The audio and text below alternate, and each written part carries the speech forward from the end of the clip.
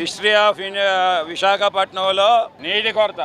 ఈ సిగ్గులేని ప్రభుత్వం ఎప్పుడు తెలుగుదేశం గవర్నమెంట్లోకి వస్తే అతివృష్టి అనావృష్టి, అయితే హుడూడ్లు లేదంటే డ్రాఫ్ట్ సిచ్యుయేషన్, నీరు ఉండదు, బావులు ఎండిపోయి బోర్లు ఎండిపోయి. విశాఖపట్నంలోని నీటి మట్టం కనీసం 17 మీటర్ల కిందకి వెళ్ళిపోయింది. మళ్ళీ కొత్తగా బోర్లు వేసుకుంటున్నారు, కొత్తగా మోటార్లు వేసుకుంటున్నారు, సుఖం లేదు. ఈ రోజు విశాఖపట్నంకి ప్రతిరోజు కూడా 40 కోట్ల లీటర్ల నీటి సరఫరా చేయాలి. ఇది కానీ ఈ రోజు ఈ ప్రభుత్వం చేస్తా ఉంది జిఎంసి ద్వారా 32 కోట్లు మాత్రమే. అంటే ఇంకా 8 కోట్ల లీటర్లు డెఫిషియన్సీ ఉంది. చిన్న చిన్న యూనిట్స్ అన్ని మూతలు పడ్డాయి. ఇంట్లోకి రోజు తప్పి రోజు ఇస్తామన్నారు. 45 నిమిషాలు కాస్త 25 నిమిషాలు 20 నిమిషాలు అయిపోయింది, పావు గంట. అది కూడా బురద నీరు వస్తా ఉంది అక్కడక్కడ. ఈరోజు ఇంత చేతకాని ప్రభుత్వం 4500 కోట్ల సుమారు రెవెన్యూ జిఎంసీది. దాంట్లో ఎంత ఈ నీటి ఇన్ఫ్రాస్ట్రక్చర్ కోసం కేవలం 5% ఖర్చు పెడతా ఉంది. 250 కోట్లు అంటే 40 కోట్ల లీటర్ల నీటి సప్లై కోసం ప్రతి ఈ విశాఖపట్నంలో 250 కోట్లే సంవత్సరానికి ఖర్చు పెడతారు ఇన్ఫ్రాస్ట్రక్చర్ కి. కానీ యోగాకి 500 కోట్లు ఖర్చు పెడతాడు చంద్రబాబు నాయుడు. చూడండి విశాఖపట్నంకి ఇచ్చిన వాల్యూ. మొన్న భరత్ అన్న మాటలు ఏముంది, 2 టీఎంసీ అంటే ఏమీ కాదు, 3 అక్షరాలు అనుకుంటున్నాడు. టీఎంసీ అంటే ఏందో తెలుసా? Bharat, mister Bharat, you being MP of this Visakhapatnam, before uttering any word, do you listen to your self when you speak? నువ్వు మాట్లాడేటప్పుడు నీవు వింటావా? 2 టీఎంసీ అంటే సుమారు 160 కోట్ల లీటర్లు ప్రతిరోజును.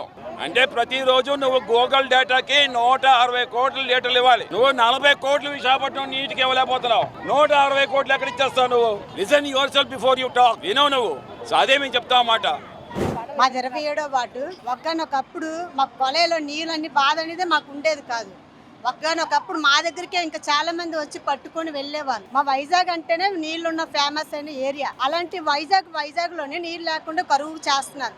అది ఎందువల్ల చేస్తున్నారు అనేది అర్థం కావటం లేదు. మేము ఈ నీళ్ళ కోసం పోరాటం చేస్తుంటే ఒక్కొక్కరికి చాలా ఎగతాళిగా చేస్తున్నారు, చాలా సీరియస్ తీసుకోవటం లేదు. ఒక్కొక్కరు నానా రకాలుగా మాట్లాడుకున్నారు. వాటర్ కోసం మనం మాట్లాడుకుంటే మాకు వాటర్ లేకుండా సమస్య మాకు ఎలా ఉంటుందో చెప్పండి.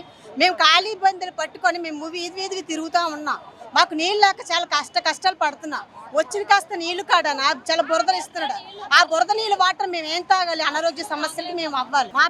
మాతో పాటు మా పిల్లలు కూడా అదే వాటర్ తాగాలి. సమస్య వాటర్ ఆరోగ్య సమస్యలు వస్తున్నాయి, పురుగులు కూడా సమస్యలతో వస్తున్నాయి. ఏంటండి ఎక్కడండి ఈ ఘోరం? ఎక్కడండి న్యాయం? ఎక్కడుండదండి ఈ వాటర్? ఒకప్పుడు విశాఖపట్నం అంటే చాలా ఫేమస్ అయిన ఏరియా. అలాంటిది ఈ ఏరియాలోని వైజాగ్ నీళ్ళు లేకుండా చేస్తున్నారు. దేని చేత వలన ఎందుకు చేత వలన మాకు ఆ కారణం తెలియదు.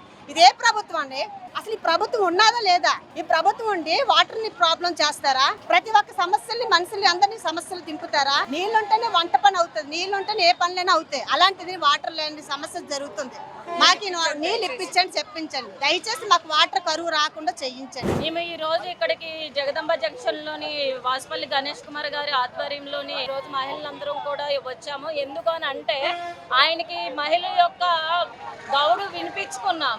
అయ్యా మాకు ఇలా కష్టాలు ఉన్నాయి, వాటర్ అసలు రావడం లేదు, వాటర్ వల్ల మేము మహిళలు చాలా ఇబ్బంది పడుతున్నాము అనే విషయాన్ని మేము ఆయనకి విన్నపించుకోవడంతో ఈరోజు ఆయన పెద్ద ఎత్తున మహిళలందరినీ కూడా అమ్మ మీకేంటి కష్టాలు అని చెప్పి ఈరోజు కనుక్కోవడం జరిగింది. నిజంగా చాలా ఆనందంగా ఉంది. ఈ విషయానికి మాత్రం ప్రభుత్వం ఏదైతే మా విశాఖపట్నాన్ని ఒక క్యాపిటివ్గా నిర్ణయించి ఒక అందంగా తీర్చిదిద్దాలన్న ఆలోచనతో ఉంది. కానీ అది అయితే మాత్రం మాటల్లో అయితే లేదు, అంతా చేతల్లోని చూపించే ప్రభుత్వం అసలా కాదు ఈ కూటమి ప్రభుత్వం. ఇక నుండి అయినా కూడా మహిళల యొక్క ఇదిని తెలుసుకొని ప్రభుత్వం మెలగాలని చెప్పి మనస్ఫూర్తిగా కోరుకుంటున్నాము. ఈ నీటి సమస్య ఏదైతే ఉందో దాన్ని వెంటనే పరిష్కరించి మహిళలందరికీ కూడా ప్రతి ఇంటికి నీరు చేరే విధంగా ఈ కూటమి ప్రభుత్వం చర్యలు తీసుకోవాలని చెప్పి కోరుకుంటున్నాం.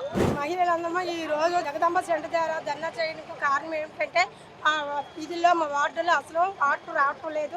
2 రోజులకు ఒకసారి 3 రోజులకు ఒకసారి వస్తుంది. మేము ఏం తాగి మేము బ్రతకాలంటే ఒకవేళ వచ్చినా కూడా ఆ నీరులో అంత కలుషితం మట్టి ఎక్కువ ఉంటుంది.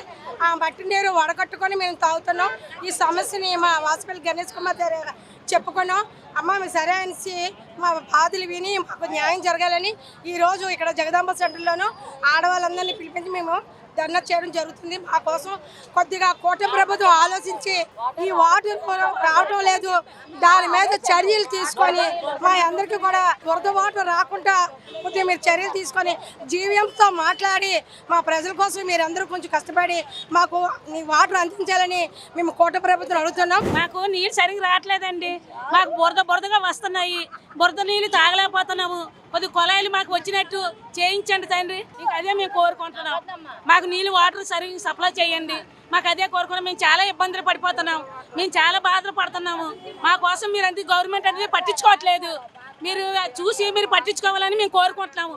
వాసుపల్లి గణేష్ అయితే మాకు అన్నీ చేస్తున్నాడు, మాకు అన్నీ చూస్తున్నారు, అందుకే మేము అతను కోరుకుంటున్నాం.